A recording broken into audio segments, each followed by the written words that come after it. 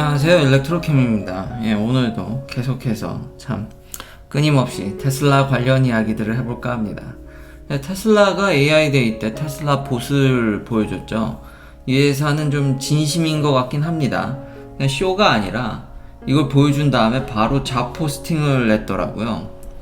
그래서 이 기사에도 보면은 잡 포스팅 한 4개 정도 올라왔습니다.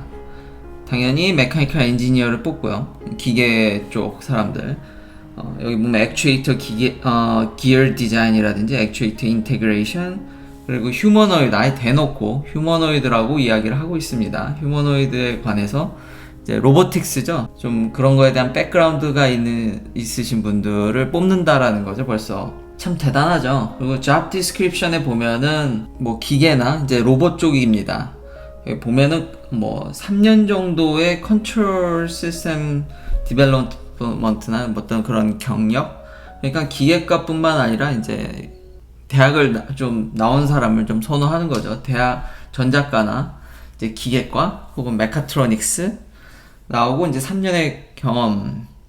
이제 미국에서도 사실 경력자가 당연히 우대되는 것은 사실입니다. 경력이 아무래도 뽑는 사람 입장에서는 더 안전하게 보이죠. 그렇다고 이제 미국에서 학부를 마치신 분들이 혹은 한국에서 뭐 학부를 마치신 분들이 야 이거 경력자만 우대해주는 뭐 더러운 세상이라고 생각하지 마시고 일단 뽑는 사람 입장에서 보면 어쨌든 이 잡 디스크립션을 보고 이걸 할 수 있을 듯한 인상을 주면 됩니다.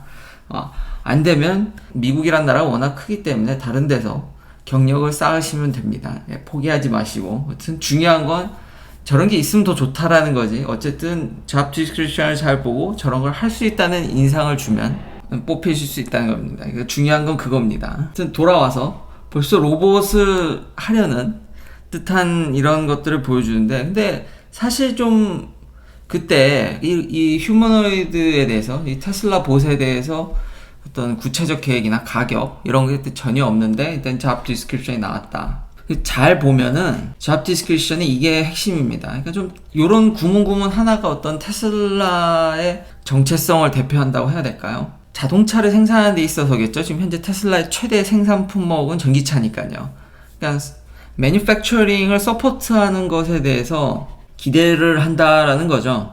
자동차를 생산하는 데 있어서 계속 반복적이고 좀 지겨운 작업들을 이런 휴머노이드 로봇, 굳이 저렇게 처음 보여줬던 AI 데이 때 보여줬던 완벽한 모양이 아니더라도 당장에 우리가 어떤 제조에 있어서 도움을 줄 수 있는 것을 기대한다라는 거죠. 그러니까 이것에 부합할 수 있는 거, 아마 만약 이걸 지원한다 그러면 그런 것들을 정확히만 설명할 수 있으면은 뭐가 됐든 회사는 본인들한테 이득이 되는 사람은 무조건 뽑습니다.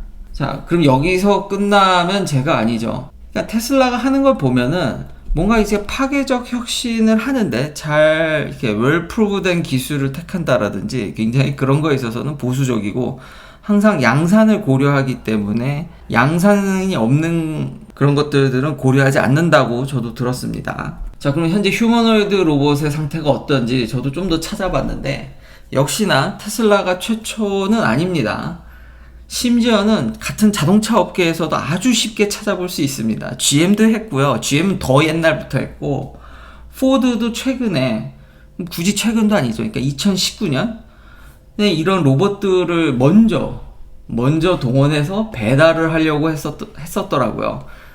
자사의 차를 이용해서 배달이라든지 어떤 공장 생산성의 향상 등 이런 것들을 포드가 먼저 트라이를 했습니다.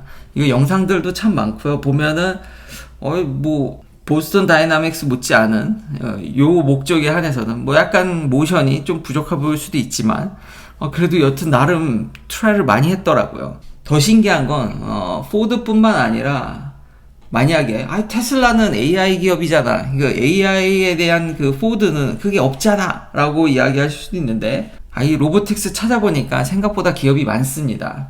그러니까 헨슨 AI라고 해서 어떤 AI를 미리 탑재해서 그거를 학습한다라든지, 이런 소피아 누님, 그래서 뭔가 인간을 모방하고 감정을 모방하고 그런 것도 있죠.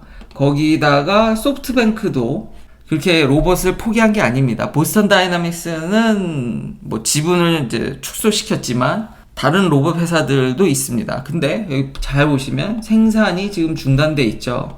예, 이게 핵심입니다.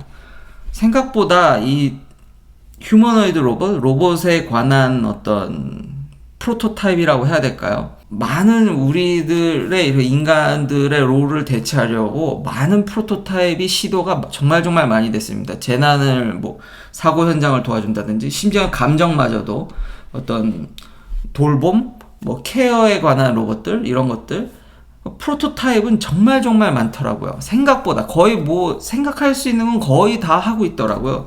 의외로 좀 놀랍습니다. 이런 해저에 가서 인간이 가지 못하는 것을 로봇들이 가서 도와준다라든지 코미디 쇼라든지 그냥 유튜브에 한번 쳐보십시오. 로봇이 생각보다 우리 생활에 찾아보면 그런 것들이 굉장히 많은데 우리는 여전히 어떤 그런 임팩트, 어떤 파괴적인 그런 것들을 전혀 느끼지 못한다라는 거죠.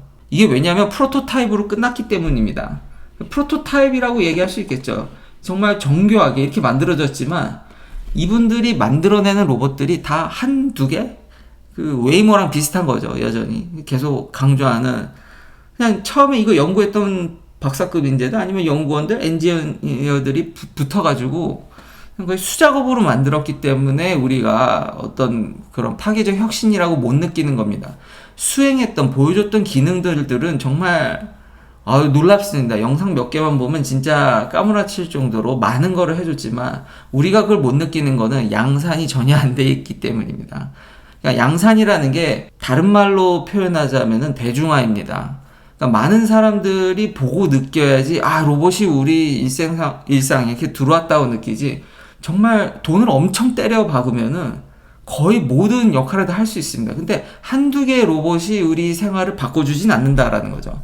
그냥 대량 생산이 돼야 되는. 그래서 테슬라가 하는 게 무섭다라는 겁니다. 테슬라도 그걸 알다시피 그러니까 당장 자기들의 매니팩처에 대한 그런 서포트를 할 수 있는 것에 대해 이미 초점이 맞춰져 있는 전에 했던 그런 컨셉을 더 명확히 하는 꼴이 분명해야지 기술이 먼저 있고는 아니더라고요. 물론 기술이 먼저 있으면 저 같은 연구원들이 혹은 엔지니어들이 먹고 살기가 참 좋겠지만 이래서 CEO의 어떤 리더십이 중요한 것 같습니다. 정확한 꼴이 있어야지 그냥 만들면 팔리겠지라는 마인드로 내놓으면은 그냥 우아하는 정도로 끝납니다. 어떻게든 이거를 대중화, 양산하는 게 같이 뒷받침이 돼야지 그걸 우리가 파괴적 혁신이라고 느끼는 거지. 이렇듯 테슬라가 이걸 최초로 하는 게 아니지 않습니까? 이런 휴머노이드 로봇 재난에 대한 심지어 보스턴 다이나믹스는 2012년부터 그걸 했는데 벌써 10년이 다 돼가는데 어마무시한 컨셉들과 능력들, 수행 능력들을 다 보여주고 여러분이 상상하는 그 이상으로 로봇들이 심지어 마이크로 로봇도 있죠. 엄청 작은 로봇들. 그런 것들 컨셉들도 개발되고 시연되고 심지어 인간 감정마저 AI가 테슬라가 강점이지만 그런 AI마저도 테슬라가 최초는 아닙니다. 두 번째도 아니고요. 그 앞서 몇 년 동안 정말 많은 회사들이 트라이를 했고 보여주고 시연도 하고 했지만 우리가 그렇게 그래서 왜? 라고 그게 뭐 어쨌다고 라고 얘기를 하는 이유는 그저 한두 개에 그쳤기 때문입니다. 그러니까 이런 거를 아이디어를 구체화하고 보여주는 것도 물론 대단한 일이지만 안타깝게도 일반 대중들이 느끼려면 반드시 양산이 돼야 된다는 점, 그 점을 잘 알기 때문에 테슬라는 지금 당장 일부분이라도 이런 잡 공고를 내서 엔지니어들을 뽑아서 로봇들이 당장 생산 시설에 투여될 수 있는 그러니까 그런 아이디어를 확연히 어필을 하시면 뽑히기가 쉽겠죠. 그래서 테슬라가 하면 무섭다라는 생각이 드는 게 양산이 뒷받침돼야 되니까 그래서 그런 걸 느끼지 않나라는 생각이 듭니다. 근데 물론 100% 성공한다는 보장이 없습니다. 이렇듯 또 부정적으로 보면 앞선 심지어 포드마저도 GM마저도 동종업계에 있는 자동차 회사들도 로봇을 도입하려고 부단히 애를 썼다. 근데 잘 되지는 않았다. 이제 전기차로 와서 좀 부품이 단순화되고 이러니까 좀 가능성이 있지 않을까 라는 생각은 또 하지만 과거에 정말 생각 외로 우리가 로봇들을 엄청 트라이를 많이 해서 어떤 기능적인 면들은 거의 상상하는 모든 게 다 구현되어 있다. 이걸 어떻게 대량 생산하고 일반들한테 접근을 하게 하는가. 그러니까 테슬라가 얘기하는 파괴적 혁신이 어떻게 보면 기술보다 이런 단순 한두 개의 기술이 아니라 양산이 뒷받침되기 때문에 무섭다라는 게 다시 한번 그런 면들이 이런 잡 디스크립션에서도 잘 나타나는 게 아닌가라는 생각이 들었습니다. 물론 이거 성공한다는 보장은 없습니다. 이래도 양산이 참 어렵다라는 게, 그러면서 빼놓지 않은 아직도 4680 배터리가 언제 나올지 이거 생각보다 진짜 생산이 어렵다. 먼저 포드는 먼저 했네요. 그러니까 현대가 보스턴 다이나믹스를 인수한 게 찾아보니까 그렇게 새롭다고 또 느껴지지 않는 게, 이미 미국 자동차 회사들은 부단히 먼저 해보려고 했었더라고요. 근데 이것도 2019년입니다. 딱히 아직까진 반항을 못 일으키고 있죠. 자, 저렇게 로봇까지, 딜리버리한 로봇까지 도입했던 포드인데, 이것도 제가 옛날은 아니군요. 한 6개월? 한 7개월 전, 이제 처음 마기가 나왔을 때 그 블루 크루즈에 대해서 테스트했던 거를 보여드렸는데, 우리 샌디 할아버지께서 이 블루 크루즈를 테스트를 해봤는데, 성능이 좋진 않죠. 여전히 커브에서 헤매는 모습을 보여줍니다. 그러니까 반드시 전방을 주시하셔야 돼요. 그렇다고 물론 테슬라는 제가 미국에서 몰아보니까 이거보다 더한 커브도 그냥 합니다. 참 대단한데, 그래도 방심은 금물이죠. 그러니까 아직까지 이 다른 회사들이 통합 OS나 이런 것들을 구현을 잘 못했기 때문에 쫓아오는 데는 좀 시간이 걸리는 것 같습니다. 반면에 GM 슈퍼크루즈는 어느 정도 이제 되긴 하는데, 아직 뭐 시내에서는 거의 뭐 쓰진 못합니다. 그러니까 온리 하이웨이. 근데 테슬라는 좀 고속화 도로에서도 무난히 해주는 모습을 보여주죠. 그래서 아직은 경쟁사들이 좀 시간이 걸릴 것 같다. 그리고 이런 자율주행이 있어서 어제 일론 머스크가 9.2 버전이 좀 실망스럽다고, 대대적인 뉴럴 네트워크 트레이닝이 필요해서 새로운 모델을 아마 고안해야 될 필요가 있다고 얘기를 했는데, 바로 일론 머스크가 그게 언론이 좀 너무 이걸 또, 근데 뭐 이거 하루 이틀도 아니지 않습니까? 그 테슬라에 좀 부정적인 게 잡히면 계속 이야기하는 게. 그래서 일론 머스크가 이미 9.4면 본인은 이미 운전을 해봐서 패서디나에서 LA 공항까지 했는데 훨씬 나아졌다고 본인이 먼저 이렇게 쉐어를 해주시더라고요. 좀 빨리 10 정도 와서 저도 이런 거를 빨리 맛봤으면 좋겠습니다. 조만간 9.3이 릴리즈 될 것으로 그리고 기대를 하게 되죠. 마지막 소식 전에 맥도날드가 숟가락을 얹으려고 하는 것 같습니다. 이게 샌프란에서 LA를 갈 때 거기 되게 큰 슈퍼차저가 있는데, 이제는 차징할 때 맥도날드를 먹으라 이거죠. 이제 슈퍼차저마다 맥도날드가 이제는 옆에다가 그렇게 공략을 할 수도 있겠습니다.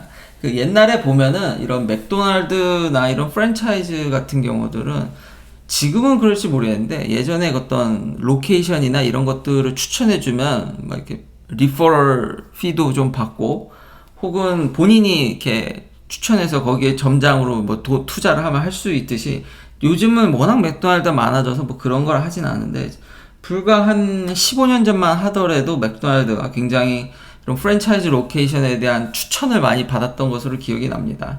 다시 한번 이런 테슬라 슈퍼차저 주변에 음식점들이 즐비하지 않을까. 뭐 테슬라도 레스토랑 사업의 진심인데 맥도날드가 먼저 이런 프랜차이즈 사업이 잘 되어 있기 때문에 슈퍼차저 옆에, 그러면 아마 빨려 들어가지 않을까. 최소 맥도날드 커피라도 하나 마시러 들어가지 않을까. 제가 예전 영상 보면 스타벅스 앞에 있는 슈퍼차저에 가서 맨날 여러분들이 주신 정말 감사한 리퍼럴로 받은 공짜 슈퍼차저를 쓰면서, 근데 이게 공짜 슈퍼차저를 쓰는 건지 커피 값으로 더 나가는지 그게 헷갈렸던 때가 있었는데, 가만히 좀 기다리다 보면 커피라든지 뭘 하나 사게 되더라고요. 맥도날드가 그런 어떤 직계 효과를 톡톡히 누릴지, 이게 일종의 해프닝으로 끝날지 한번 지켜보는 것도 재밌을 것 같습니다. 마지막은 역시 이제 양산이 참 중요하다. 중국에서 어떻든지 간에 이미 생산량은 거의 최고조에 다다르고 있죠. 저번에 이제 매일 한 1800대를 만들 수 있는. 그러니까 이제는 메이드 인 차이나 테슬라 모델 Y가 이제 노르웨이에 이제 shipping되기 시작했다. 이제 유럽에 들어가고 있다. 수요는 끊이지 않는다. 여전히 다시 한번 만들면 다 팔 수 있는 모습은 계속 보여주고 있으면서 유럽에서도 굉장히 잘 팔리고 있고, 베를린 공장이 빨리 안 돌면 이분들은 계속 중국 공장에서 생산되는 것을 받아야 됩니다. 하루빨리 베를린 공장도 완공되길 바라겠고요. 이렇듯 제조가 우리가 첨단을 살지만 양산이 옛날이든 지금이든 그리고 첨단을 달리는 AI와 로봇이 결합된 휴머노이드인지 간에 대량 생산이 되지 않으면은 아무리 좋은 아이디어고 뛰어난 기술이어도 일반 대중들이 못 느낀다라는 것을 다시 한번 확인할 수 있었고, 그 양산이라는 게 기술 개발보다 그 일론 머스크도 얘기했지만 훨씬 더 어려우면서 훨씬 더 어렵기 때문에 파급 효과가 어마무시하다라는 것을 다시 한번, 그래서 우리가 테슬라에 대한 어떤 파괴적 혁신과 두려움을 느끼는 게 아닌가. 잘 따져보면 이 회사는 기술과 컨셉보다는 양산이 무기인 것 같다라는 걸 이번 휴머노이드에서도 다시금 다 확인해 본 것 같습니다. 긴 영상 시청해 주셔서 감사합니다. 내일도 테슬라 관련 이야기들로 찾아뵙겠습니다.